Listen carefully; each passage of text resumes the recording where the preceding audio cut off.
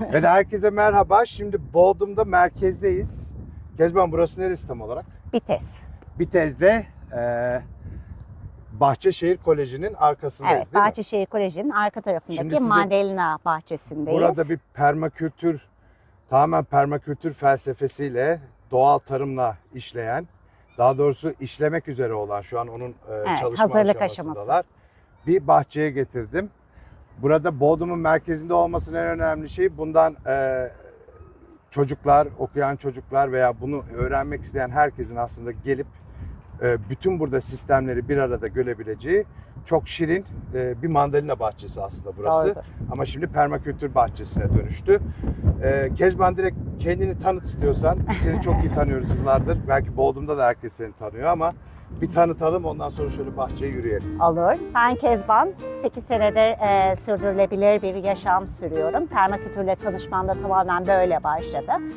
Onarıcı tarım çalışmaları ve permakültür sisteminde ekim dikim sistemleri yapıyorum. Daha önce 155 dönüm bir arazide bunu gerçekleştirdim. Şimdi birazcık daha butik bir alanda yapıyorum. Bu alanı tercih etmemin nedeni aslında şehrin merkezinde birçok insan kendi gıdasını yetiştirmek istiyor ama ulaşım vesairesel noktalardan bize ulaşmakta zorlanıyordu. Şimdi biz herkesin ulaşımsal olarak daha rahat ulaşabileceği bir alanda eğitimleri, söyleşileri, gıdanın önemini içeren bir alan tasarlıyoruz. Daha henüz her şey başında ama inşallah Nisan-Mayıs gibi başlamış, fidelerimizi yerleştirmiş ve başlıyor olacağız. Şimdi alanımızı bir şey yapalım, tanıtalım. Direkt zaten limon çiçekleri, limon ağaçları, Mandalinalar, mandalina saksumalar ve portakallar. Arazide şu an flora ve fauna çalışmalarını başlattık. Alan dizaynını yapıyoruz. Burada mandalina'nın özünü kaybetmek istemedim. O yüzden de burada bir parkur bıraktık. Bunun amacı da o mandalin çiçeğinin aslında bence terapisel bir kokusu var. Ve onu kaybetmek istemiyoruz. Buradaki ağaçlarımız çok uzun süre bu arazi işlenmemiş, bakılmamış. Ondan dolayı da birazcık yaşlı. Şimdi ağaç bakımlarımızı yapıyoruz. Biraz homopati ile iyileştirme çalışmaları yapacağız. Biraz bitkilerimizden faydalanacağız. Bunları gençleştirmek ve iyileştirmekle ilgili. Zaten permakültürün de diğer adlarından biri iyileştirici tarım, rejeneratif Doğrudur. tarım diye. Aynen öyle. Yavrum. Mandalina'nın en büyük avantajı arıların bol. Bu da benim için döllenme sıkıntısı hiç yaşamayacağım anlamına geliyor. Burası bizim aslında atölye alanı olarak tasarlayacağımız alan. İlk girildiği zaman ilk nefesi alacağımız alanımız ve buradan itibaren de aşağı doğru bir bahçemiz başlıyor. Alanımız şu an 1,5 dönüm ama aslında tüm arazi 6 dönüm. Birden başlarsak hata yapmaya çok açık oluruz. O yüzden de parsel parsel aslında mıntıka analizi yapıp bu şekilde bir başlangıç yapmaya başladık. Burada 1,5 dönümle ilk önce başlayacağız ve permakültürün tüm ilkelerini içeren çünkü hiçbir şey sabit değil. Herkese uygun bir tarım sistemi var. Biz burada bunu gösterebilmek ve kim hangi sistemi kendi alanında uygulamaya daha rahatsa onu yapabilmesini istedik. Çünkü permakültürün en büyük ilkelerinden biri de aslında girdiye dayalı olmayan, ulaşılabilir ürünlerle doğru sistemi kurgulayabilmek. Biz de burada onu tamamen yansıtmak istiyoruz.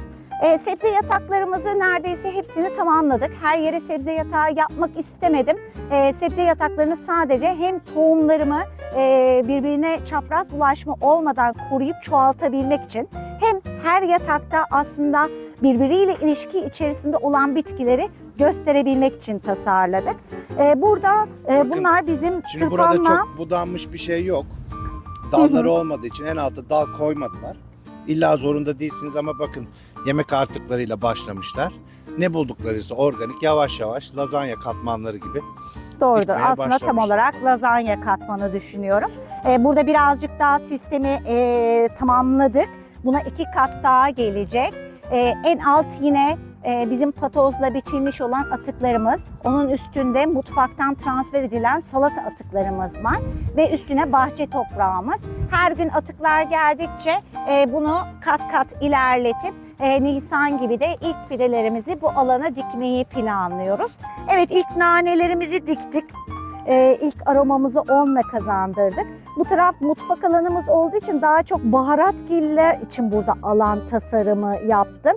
Burada bir nane yatağımız ve kardeşim maydanoz yatağımız olacak. Burada yine tıbbi bitkilerden çoğaltma için yapmış olduğum bir piramit sistem gerçekleştirdik.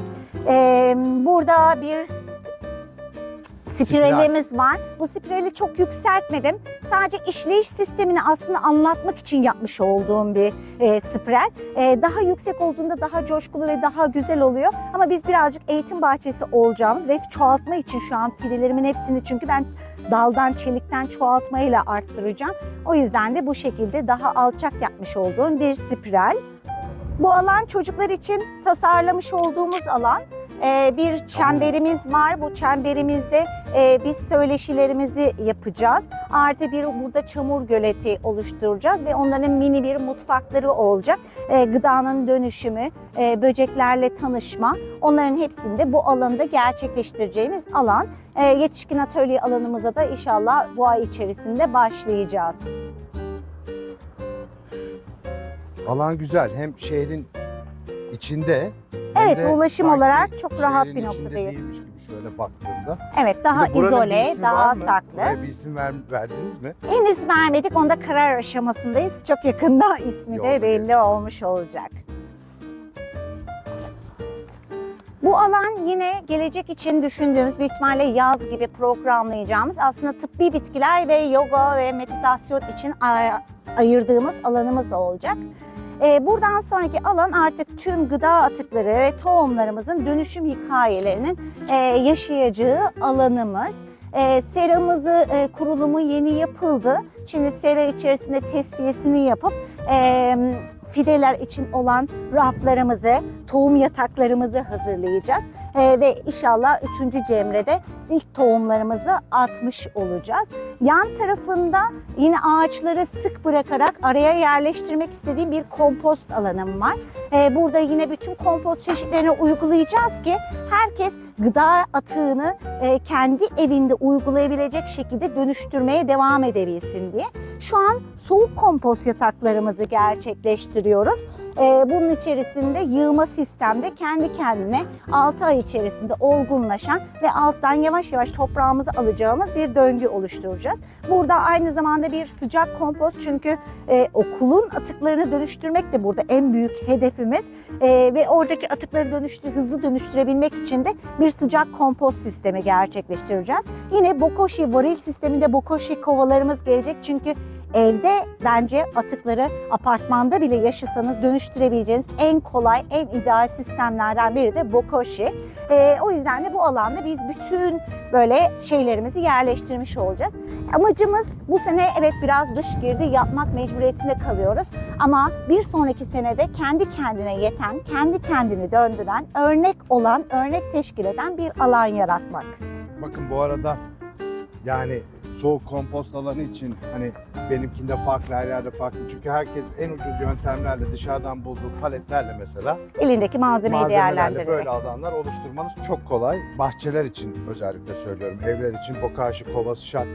Çünkü koku yapmıyor, şey yapmıyor havasız ortamda, ama bakın paletlerle ayrı ayrı yaptılar. Burada bunlar doldukça bu tahtaları da yükseltecekler. Hatta bunu bile bu çok ergonomik, pratik yapmak kolay.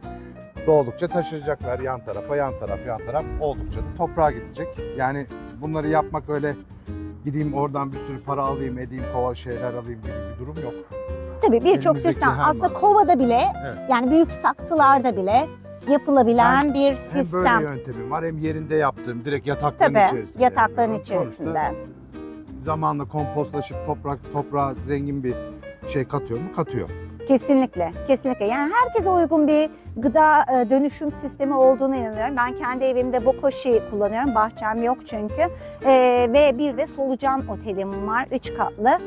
O solucan otelimde bunları çoğaltıyorum. Ve Hafta şimdi sonu milyonlar oldu solucan biliyorsun. otelimi kum bahçeye getireceğim. Bir avuç başladım solucanlar. Ya. 4 aydır şu an. Milyonlarca, Milyonlarca inanılmaz ürüyorlar. İnanılmaz da bence enerjileri de çok güzel. Ben çok seviyorum onları, açıp sevmeyi arada. Ben de böyle evin düşün. İlk başlarda korkuyordum böyle elimle alsam öldürecek miyim, ikiye böleceğim diye. Şimdi- alıp böyle elimle Ay canım falan. Şimdi yumurtaları da var ya, Küçüğü kokonlar. var, mini var, kocamanı var. Aynen. En eğlenceli döneme. Güzel.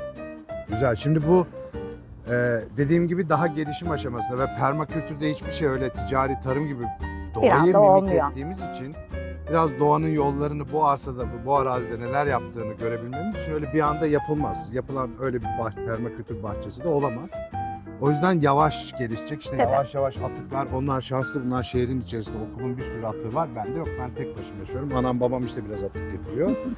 Bu atıklarla topraklar, kompostlar olacak ki yavaş yavaş bir gelişim içerisinde bitkiler büyüsün. Dediğim gibi bu hani bu gelişimi size göstermek için kısa bir video oldu herhalde. Ama zamanla burada geliştikçe gelip size buradaki gelişimi, buradaki etkinlikleri göstermeye çalışacağız. Teşekkür ederim. Ben teşekkür Bakın bunların ederim. hepsi kompost. Atalım ilk kompostu şeye. Ne derler? Kovamıza.